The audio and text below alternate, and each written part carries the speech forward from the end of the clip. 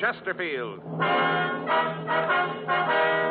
Chesterfield. Low in nicotine, highest in quality, best for you. Chesterfield brings you Dragnet.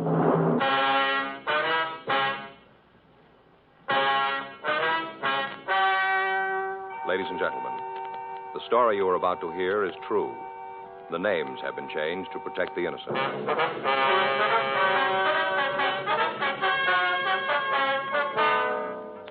You're a detective sergeant. You're assigned to forgery detail. For the past 6 years, a forger has been working in your city. The victims describe the suspect as a woman. Her M.O. is simple, but it continues to work. Your job, stop her. Smokers by the thousands are now changing to Chesterfield. No wonder. More and more smokers are learning this fact for themselves. Chesterfield. Low in nicotine, highest in quality.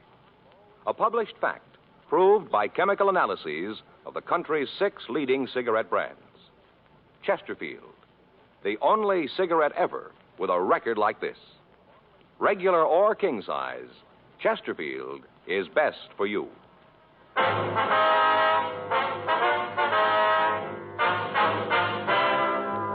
Dragnet, the documented drama of an actual crime. For the next 30 minutes, in cooperation with the Los Angeles Police Department, you will travel step by step on the side of the law through an actual case transcribed from official police files. From beginning to end, from crime to punishment, Dragnet is the story of your police force in action.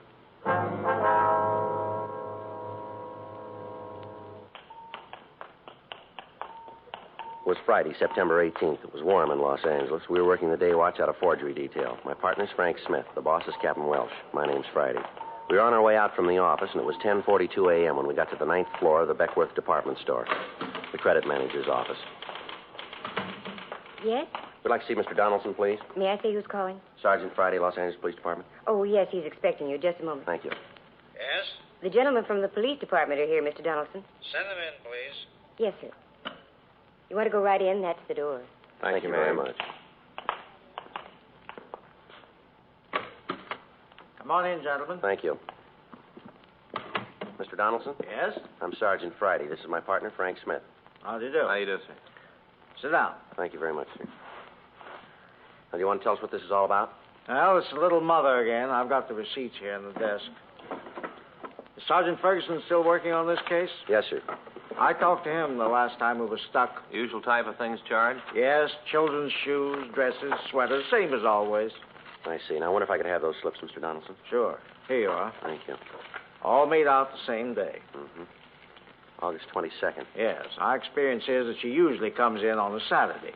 Seems that the store is more crowded then, and the girls don't take any more time to verify the accounts than they have to. Can I see those, Joe? Yeah, here you are. Thanks. Wonder if we could talk to the sales girl who waited on her. Sure. I'll have her sent up. Fine. Yes, sir? Miss Firestone, would you please have Mrs. Allen sent up? Yes, sir.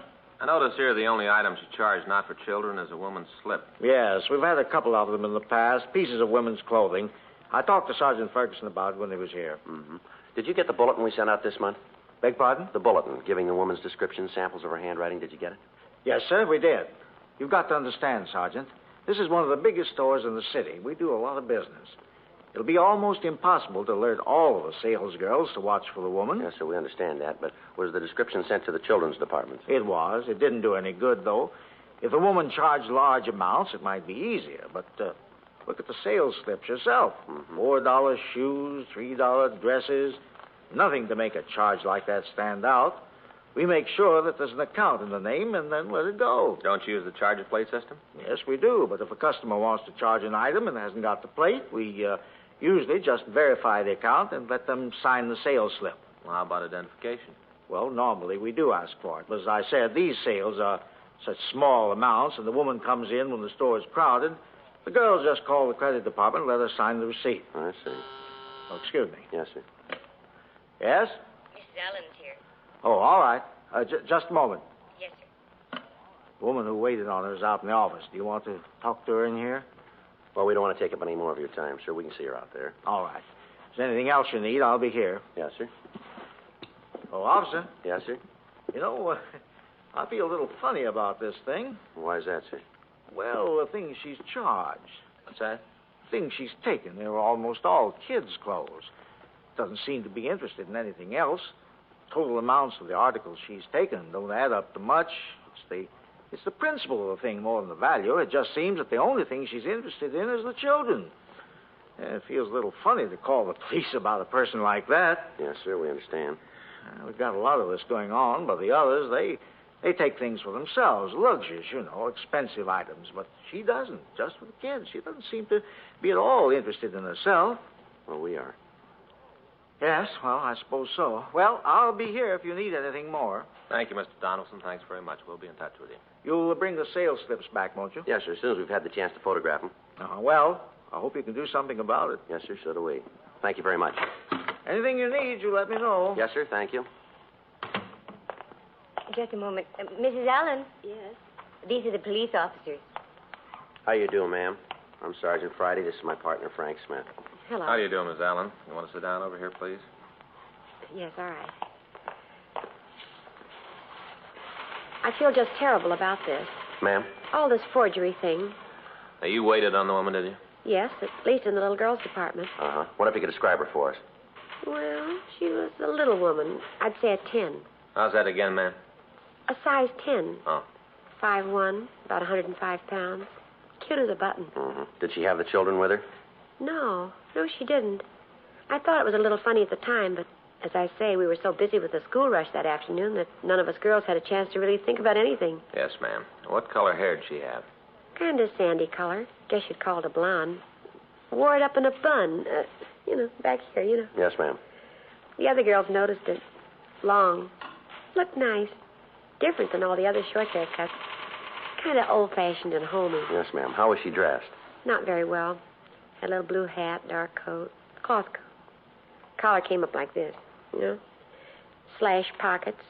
Nice, but not expensive. I say, ma'am, now, would you know her if you saw her again? Oh, my, yes, sure would. Well, we'd like you to come over to our office and look at some pictures, if you would. All right. I'll have to talk to the floor manager. We'll take care of that, Miss Allen. All right. You think that you might have a picture of her? We don't know. I kind of hope not. Ma'am? I hope you don't have a picture. I guess it's a little sinful to even think of it, but she had a reason for what she did. I'm sure of it. Why do you say that, Mrs. Allen? Officer, I've been selling for a long time. I met a lot of people in that time. Nice ones and nasty ones. And believe me, this is one of the sweetest people I've ever served. Mm-hmm. I understand that you call her the Little Mother. Is that right? Well, we don't, ma'am. That's what the newspapers call her. Well, it fits her to a T. Right to a T. Where she bustled around those dresses, looking, testing. She was just like a mother hen trying to find something for her brood. Little doll, cute as a button. She just got to have a reason for what she's doing. Sergeant Friday? Yes, Mr. Donaldson? I'm glad I caught you. I think we've got it. Sir? The little mother. She's downstairs now.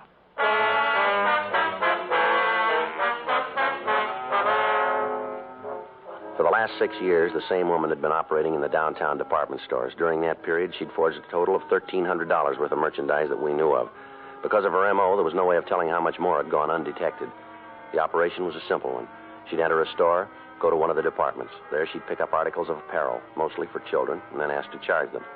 She'd explain that she'd forgotten her charger plate, and after the account had been verified, she'd sign the charge slip. These slips would be put in the mail to the people who maintained the account, and it wouldn't be until they noticed a discrepancy that we'd be notified. Usually a month would pass between the time the clothing was taken and we were told of it. In the 6 years that the Little Mother, as the newspapers had dubbed her, had been operating, almost every team of detectives in the forgery detail had worked on the case. Statements from salesgirls who'd waited on her were taken. Photostats of the sales slips were made. Witnesses were interrogated, and then when the sum total of actual physical evidence was weighed and sifted, there was no lead to the identity of the forger. The police department had gotten out printed bulletins and copies of composite drawings of the suspect, and these had been distributed to all department stores in the area. But because of the suspect's appearance and the way she operated, none of the victims became suspicious in time to notify us. The Department Stores Protective League was working with us, but they met with the same dead ends that we'd found. Meanwhile, the evidence continued to pile up. The operation continued to work. When the manager of Beckworth's department store told us that the suspect was in the store, Frank and I were able to come up with the first concrete lead we'd had since we'd been working on the case. In the company of the manager and the saleswoman, Mrs. Myra Allen, Frank and I went down to the boys' department where the suspect was reported to be. Down this way. Yes, sir. The girl said she was over by Boy's Suits. I hope they were able to hold her. Mm-hmm. Just a minute. Yes, sir? I know I don't have to tell you, gentlemen, about the store's liability in a situation like this. No, sir. Now, I'm sure it's her, but it could be very embarrassing and expensive to the store if we made a mistake. All right, sir, we understand. Good. Over here. All right. Mr. Donaldson? Mr. Donaldson? Yes, Miss Franklin. Where is she? It's not my fault. You've got to believe that. What's the matter, miss? Don't tell me you stopped the wrong person. You caused trouble with an innocent party, and she could sue the store. I'm sorry, Mr. Donaldson. Where is the woman, miss? That's what I'm trying to tell you. Yes, ma'am? She wouldn't wait.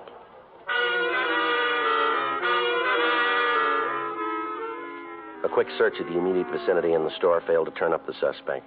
The department store security staff was notified, and a watch was put on all of the doors. The credit department was notified, and they took action. We checked with the elevator operators. We found one that told us she'd seen a woman who answered the description get in her car. She explained that the woman seemed to be in a hurry and had left the elevator as soon as it had reached the main floor. A further check of the store netted us nothing. The suspect had escaped. In the downtown crowds, it would have been almost impossible to try to find her on the streets.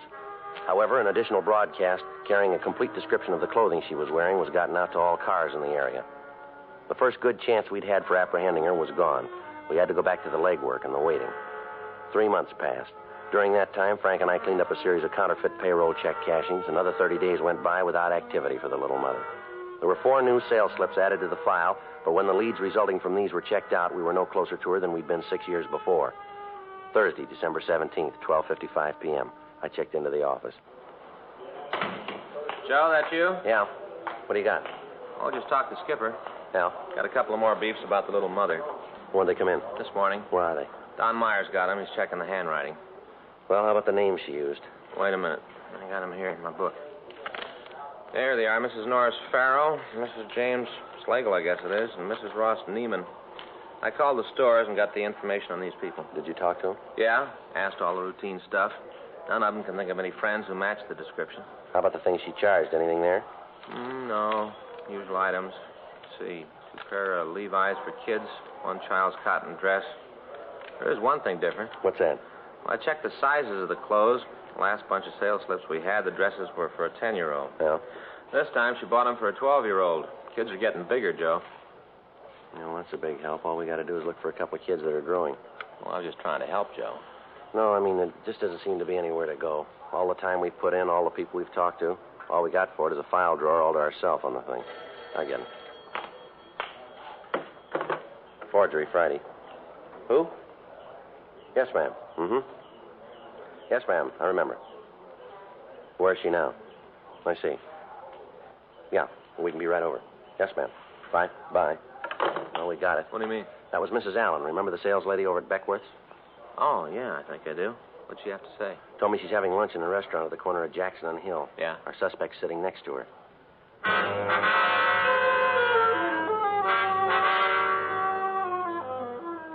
"1:02 p.m. We checked out of the office and drove over to the restaurant. It was located at the rear of a large drugstore. When we came into the place, Mrs. Allen met us at the entrance. She took us back down the counter and pointed out a small woman sitting on the last stool. That's her. You sure, ma'am? I'm positive. That's her. All right, let's go. Yes. You want to wait here, Miss Allen? Certainly. Something you gentlemen want? We're police officers, ma'am. We'd like to talk to you. Police? Yes, ma'am. You want to step over there to talk? Might be better. Well, if you want to say anything to me, you can say it right here. I haven't done anything wrong. Wonder if we could see your identification. Why? Your identification, ma'am. Could we see it? All right, just a minute. I've got my purse. Getting terrible. I don't know what you officers are trying to find out, but I'm going to tell you right now, if you can't prove you've got a reason for making me do this, you're in trouble. We're not making you do anything, ma'am. We don't want to cause you any embarrassment. A funny way of showing it. I want to tell you that my husband knows people in this town. When he hears about this... Oh, here you are. Here's my driver's license. Would you take it out of your wallet, please? Here. Mrs. Evelyn Nelson? That's who I am. This your present address? No, it isn't. We moved a few months ago, but I haven't had a chance to have it changed. Is that all you want? No, Miss Nelson, it isn't. I wonder if we could talk to you in our office. Why? I always thought you had to arrest people before you could order them around. We're asking you to come over to the city hall with us, if you will, ma'am. There are a few things we'd like to check out. What things? Wonder if I could see what you've got in the bags here. What are you looking for? Do you mind if we took a look? Well, there's just some clothes for my children. Nothing in there to interest you. Well, then it wouldn't hurt if we looked, would it? Go ahead. You won't find anything. You want to take a couple of these, Frank? Yeah, I got it.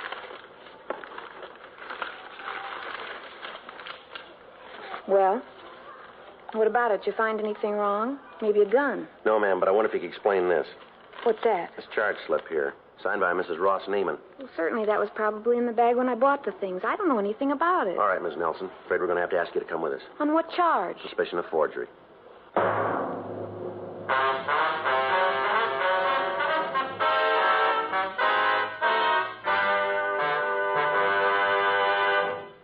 You are listening to Dragnet, the authentic story of your police force in action. At cigarette dealers, in vending machines, at supermarkets and stores coast to coast. Chesterfield, please. Smokers by the thousands. Yes, smokers by the thousands are now changing to Chesterfield. The only cigarette ever to give you 1, proof of low nicotine, highest quality. Chemical analyses of the country's 6 leading brands confirm that. 2, the only cigarette ever to give you this proven record with smokers. Again and again, over a full year and 1/2, a group of Chesterfield smokers have been given thorough medical examinations. The doctor's reports are a matter of record. No adverse effects to the nose, throat, and sinuses from smoking Chesterfield. A responsible independent research laboratory supervises this continuing program. Chesterfield, the only cigarette ever with a record like this. Chesterfield, best for you.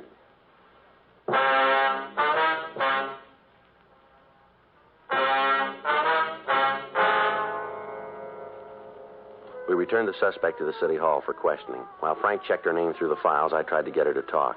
For 20 minutes, her attitude was one of surprise, and she answered the questions I put to her with indignance. Finally, she lapsed into silence and wouldn't reply at all to further interrogation. Frank came back from R&I with the information that there was no arrest record for Mrs. Nelson. We put out calls to the salesgirls who had waited on the little mother in the past and asked them to come down to the office to see if they could identify the suspect. Yes, ma'am. Room 29. Yeah, come right in the First Street entrance, turn left into the police department.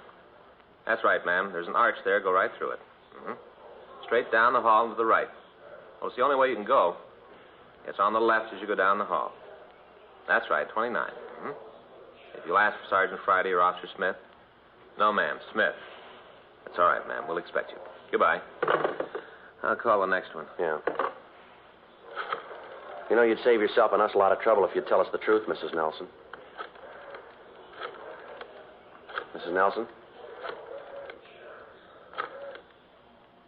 Hello, may I speak with Miss Brundage, please? In children's wear? Yes, ma'am, I will. Hang up the phone. Beg your pardon? You don't have to go through this anymore. All right, ma'am. You want to tell us about it? Mrs. Nelson? I only did it for them, the kids. I didn't want to. How do you think I felt when I knew I was stealing? How do you think I felt? You want to go ahead? My husband, Paul's a good man. What he's done, he thinks is right. I can't quarrel with him. But he doesn't know. He doesn't understand. It isn't that he doesn't love the kids. He does. He really does. It's just that he doesn't understand. You can see that, can't you? He doesn't understand about them. Do either of you have a handkerchief? I came away this morning without one. Yes, ma'am. Here you are. Thanks. Want to go ahead, please? All his life he's worked. Put in long hours without a thought of what he was doing to himself. Every nickel he made was put away so he'd be able to feel secure, so he wouldn't have to worry about anything. It was all right when we first got married. I could understand it then. I went along with what he thought. But the last few years, it's gotten to be an obsession with him. The almighty dollar, that's all that seems important to him. Now, what kind of work does your husband do, Mrs. Nelson? He owns a grocery store. Small place, but it does good, makes a good living.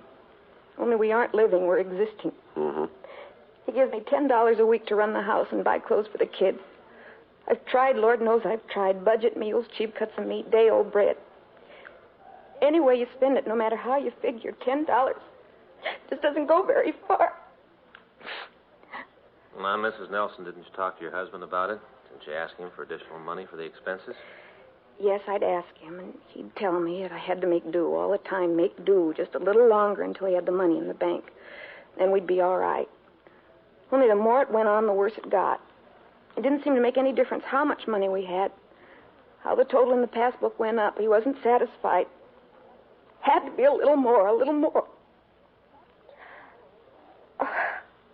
I guess I'm feeling sorry for myself, but you see, he could afford to buy the kids decent clothes. At least that. You agree with me, don't you? Well, that's hard to say, man. Not for me. I'll never forget the day when my boy came home crying. He'd been fighting. One of the other boys at school had said something about the patches on his clothes. Just a little kid, that's all he was, ridiculed by his friends. That's when I made up my mind to do something about it. Does your husband know anything about your activities? No, nothing. How'd you explain the new clothes for the youngster to him? I didn't have to. Last year, he's been working so hard at the store, I hardly ever see him. The kids don't hardly know him. He even spends Sunday at the store dressing the windows. You mean he spends all his time there? Every minute he's not asleep. He let one clerk he had go so he could save the money. Always save the money. It doesn't make any difference who gets hurt. Get that dollar and put it away. That's what counts. Put the dollar away. You know something, officer? What's that, Miss Nelson? I haven't been able to sit down and talk to my husband for 6 weeks. 6 weeks. He gets home at 12:30, 1 o'clock in the morning. He's up and gone at 6:30. Kids are always asking when Daddy's coming home. How do you answer him? How do you make him understand? I can't. I've tried the only way I know how. And I did it so wrong. All right, Miss Nelson. We'll try to work it out. Can I use your phone? I've got to tell the children what to do about dinner. I'll call for you if you like, ma'am. What's the number? Hollywood 98844.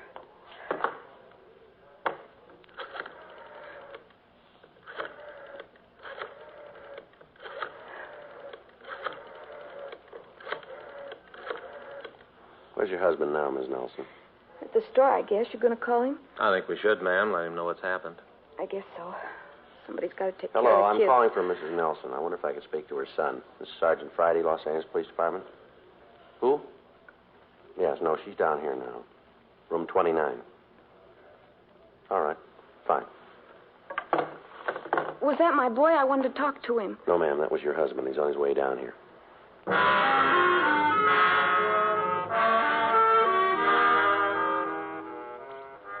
2:14 p.m. Paul Nelson walked into the office. Frank and I took him and his wife to the interrogation room. She'd asked us while we waited for him if we'd let her talk to him for a few minutes alone. We stayed out in the hall, and after a brief wait, Paul Nelson opened the door and asked us to come into the room.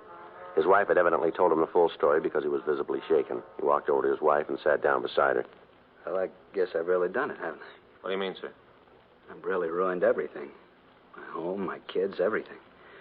All the time it was happening, I never knew it, never had an idea. Don't blame yourself too much, Paul. But I should have known. I should have seen it myself. Even when you tried to tell me, I was too busy to see it, too wrapped up with the business. It wasn't for me, Paul. It was for the children. It doesn't make any difference who it was for. I'm the one who caused it. I'm the one. It's my fault. I'm sorry, Evelyn. How can I ever make it up to you? Don't think about that now, Paul. It won't do any good. What's been done can't be changed. How about it, officer? Sir? What happens now? Well, your wife is going to be given a preliminary hearing. She'll have the chance to plead guilty. If she does, the court will decide what to do. What's the punishment for what she's done? Well, according to Section 473 of the Penal Code, it's imprisonment in the state penitentiary for 1 to 14 years or for not more than a year in the county jail. Is there any way out of it? What do you mean? Any way of getting Evelyn out of it? If I went to the judge and told him why she did it, if I told him it was my fault, would that make a difference? I don't know. That'd be up to the court. But I could try. Yes, sir. If I paid the money back for all the things she's taken, I can afford it. I could go to the stores and pay him. Maybe they'd feel different then, huh? I could make it up to him. Everything would be all right. Well, it's been going on for 6 years, you know. But if I did pay the stores back, it'd make it up to him, wouldn't it? Maybe, but how about your wife? What? How are you going to make it up to her?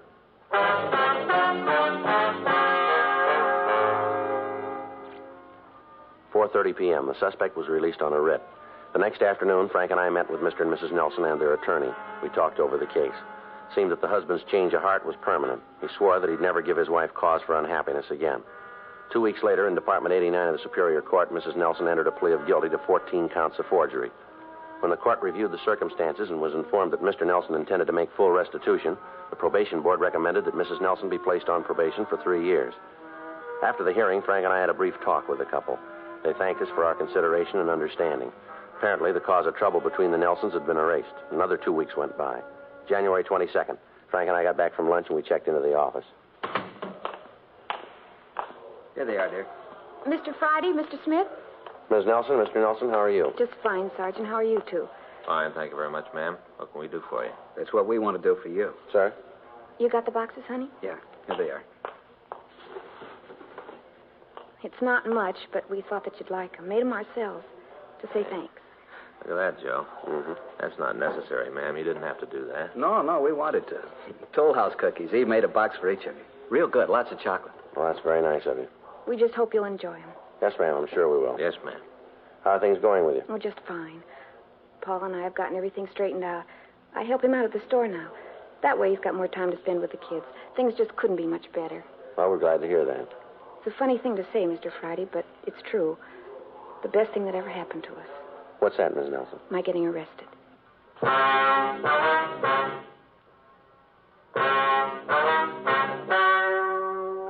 story you have just heard is true. The names were changed to protect the innocent. On January 8th, a meeting was held in the county probationer's office in and for the county of Los Angeles, state of California. In a moment, the results of that meeting.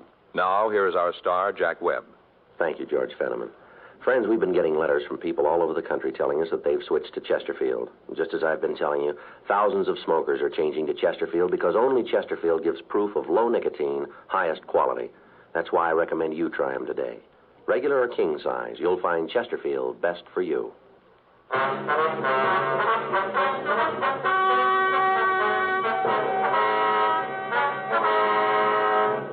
At the end of 3 years, Mrs. Evelyn Margaret Nelson had fulfilled the requirements of her probation, and the case was officially marked closed.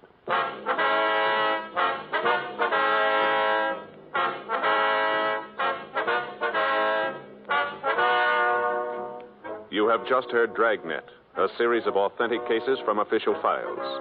Technical advice comes from the Office of Chief of Police W.H. Parker, Los Angeles Police Department. Technical advisors, Captain Jack Donahoe, Sergeant Marty Wynn, Sergeant Vance Brasher. Heard tonight were Ben Alexander, Vic Rodman, Joyce McCluskey. Script by John Robinson. Music by Walter Schumann. Hal Gibney speaking. Watch an entirely new Dragnet case history each week on your local NBC television station. Please check your newspaper for the day and time. Chesterfield has brought you Dragnet, transcribed from Los Angeles. Have you tried new cork-tipped Fatima? It's the smooth smoke. Here's why.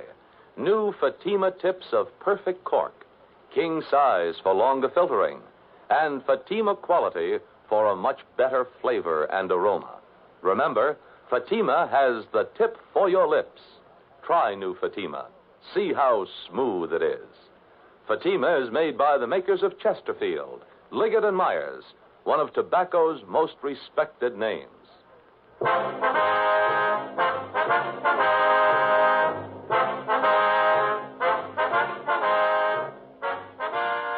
This is the NBC Radio Network.